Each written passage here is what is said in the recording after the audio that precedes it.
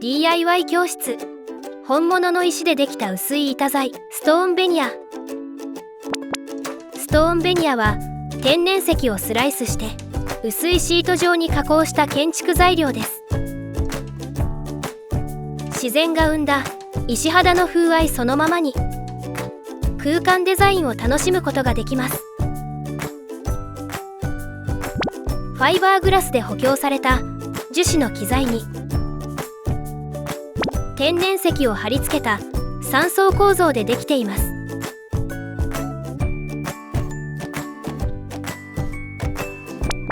厚みは1ミリから3ミリと薄く、1平米あたり約 2.7 キロのとても軽い石製品です。薄い板状で手を使って曲げることができます。温まるとさらに柔らかくなる性質があります。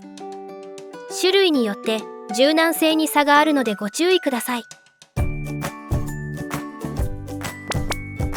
ストーンベニヤは薄いので金切りバサミで切断が可能です。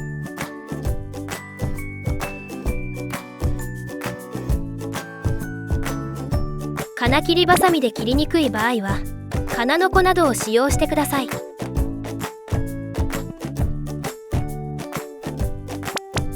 本物の石でできているため、石の表情は一枚一枚に個性があり、色柄に違いがあります。自然が生み出す唯一無二のデザインは天然石ならではの特性です。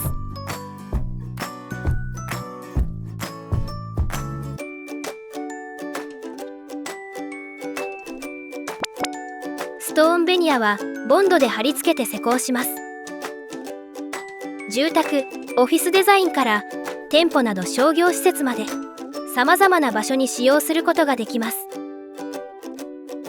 耐水性、耐候性、耐熱性に優れているため、水回りや土間、屋外にも対応が可能です。